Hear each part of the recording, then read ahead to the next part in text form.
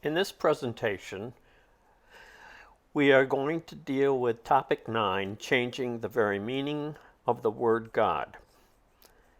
The first part involving chapter or topic 9, subtopic 4, being knowing as opposed to having knowing, the nuance of language. And then topic 9, subtopic 5, the ethereal, the diagram of everything living, followed by topic 9, subtopic 6, how does our perception of God change? A potential paradigm shift. And then topic 9, subtopic 7, the diagram of everything living, a clue to the essence of the ethereal. Topic 9, changing the meaning of the word God. Subtopic 4, being knowing as opposed to having knowing. The nuance of language. The point in the figure 9.6 represents all elements of discrete knowing. The inner circle represents the summation of discrete knowing entities, or omniscience, ending with a CE. Omniscience, ending in a CE, as opposed to omniscient, ending in a T, is a verb, is all or summation of knowing, as opposed to being a term to describe the characteristic of a person, place, or thing. Describe a quantity of knowledge. Omniscient with a T, as opposed to omniscience with a CE, is an adjective. Omniscient is an adjective which describes the characteristic of a person, place, or thing. The change from the term omniscient with a T to omniscience with a CE completely changes the meaning of the word God.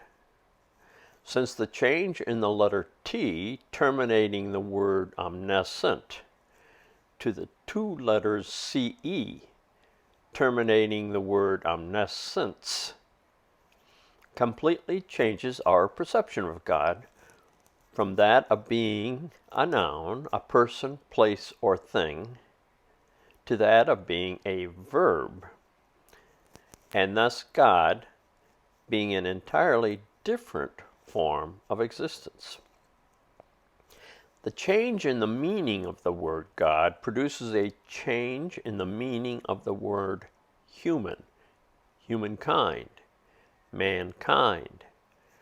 For a change in the meaning of the word God, by definition, changes our understanding of the individual's true nature. If we as individuals, understand our true essence is knowing, the verb, as opposed to being the physical machine which knows, God now becomes the larger form of knowing, becomes the summation of discrete knowing, while we, made in the image of God, are sparks of knowing. Changing the meaning of the word God to that of being knowing moves our understanding of God's nature being one of form to that of God's nature being one of non-form, which in turn moves our understanding of humankind's true nature, humankind's individual true essence, humankind's true I, being one of form to being one of non-form, being one of ethereal, being one of spirituality, being one of divine sparks, being one of knowing. For knowing has no form. is not a person, place, or thing. Knowing is non-form in nature, is not identifiable as a person, place, or thing, is not physical in nature, is not corporal in nature. There are three symbols contained within the whole symbol representing the eternally unchanging in the second box from the top of the diagram of everything living. Figure 9.6 shows the three symbols. The three symbols integrated within the eternally unchanging represent three elements found within the ethereal. They are the point in the middle, representing discrete elements of knowing, the smaller circle, representing the summation of the discrete elements of knowing, and the larger circle, which represents the summation of 1 and 2, the summation of the discrete elements of knowing plus the totality of discrete elements of knowing as themselves. The question then becomes, what are 1, 2, and 3 in terms of their composition if they are eternally unchanging? The concept of 1, 2, and 3, the dot, the smaller circle, and the larger circle, being knowing, fulfills the specification of being eternally unchanging. For knowing does not change. Knowing is simply knowing, regardless of the quantity of knowledge involved. What knowing knows can change, therefore, without changing the characteristic knowing itself, because the quantity of knowledge has no impact upon the characteristic of the verb knowing. Now we are going to move on to 9.5. 9, the topic changing the very meaning of the word God, and subtopic 5, the ethereal found within the diagram of everything living. It is the three-dimensional portrayal of the diagram of everything living which leads us to a better understanding of the ethereal. We understand the 5 clear boxes, understand the backward L of man's physical world, world 1, is composed of matter form, characterized by discrete particles, is composed of matter itself. One might conclude that the backward L located below man is composed of what physicists call energy waves, or non-form lacking will, such as represented in the electromagnetic chart, gravity waves. Whether or not the backward L is composed of energy waves is not what we are to examine within presentation 9. We are not going to examine the backward L located below man, for we are focusing upon man's ethereal aspect, focusing upon the realm of the ethereal, focusing upon the backward L found above world 1, focusing upon world 2. This is not to imply the backward L located below the physical realm of man is of no interest. Rather, it simply is not the point of our focus. The backward L located below the physical realm of man deals with creation. Details regarding creation are addressed extensively in the previous works of this channel. One need only go to the site www.panentheism.com and use the Google search engine located on that site, or go to the site panentheismaddressing.com and insert the terms such as creation, symmetry, antimatter, anti-energy into the on-site Google search engine, or examine the table of contents of the works found within the library on both sites. The ethereal, World 2, although not composed of particles, is, like World 1, composed of like substances, albeit different substances than that found in World 1. The question becomes, what substance composes the realm of the ethereal, composes the realm of World 2? As we have seen, the ethereal is composed of the higher level of consciousness, which we label as knowing within these presentations. This higher form of consciousness, sometimes described as collective consciousness, is the material composing the I we seek as we attempt to master our lower level egos, as we attempt to master levels 1, 2, and 3 found in the physical world. 9.6. How does our perception of God change when we understand that God is knowing rather than God has knowing? And what paradigm shift does this generate for our species?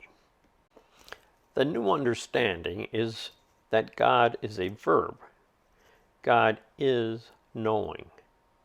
God is omniscience, ending in a CE. God is all-knowing. Since knowledge is power, God is all power. Omnipotence. And since God is all-knowing, God is everywhere there is ethereal existence, omnipresence. The new understanding does not change present-day religious perceptions of God as being omnipotent, omniscient, and omnipresent.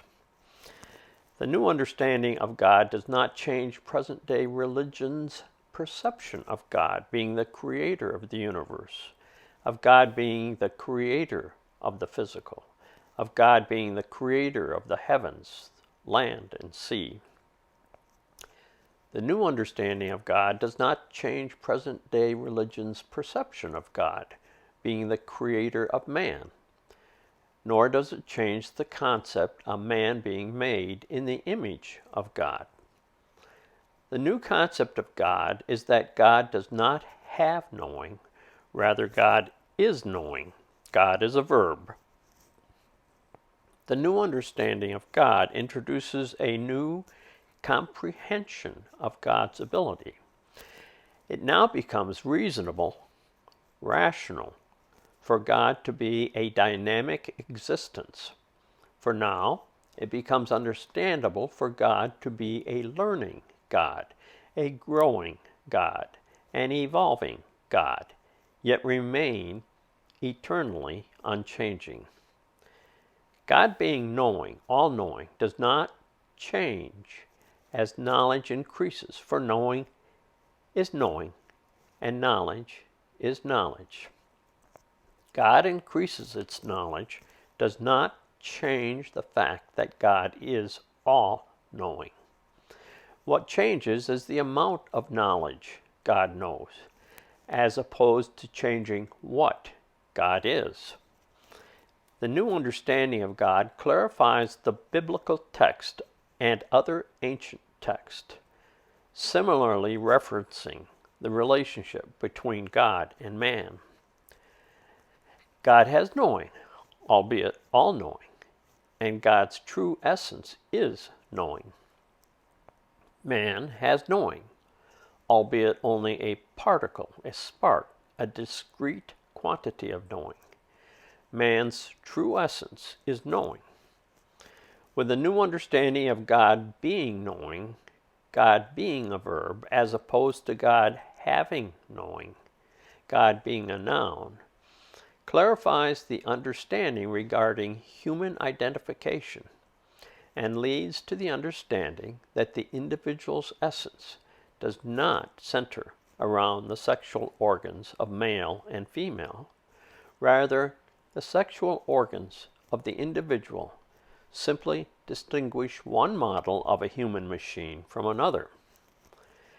The new understanding removes all physical characteristics of nationalities, ethnicity, gender, age, sexual orientation as being characteristic of our true being, and applies such characteristics rather as descriptions of our physical machine, and have no bearing as to our true essence, no bearing as to why we are all brothers and sisters. The true essence of the individual human lies in their knowing.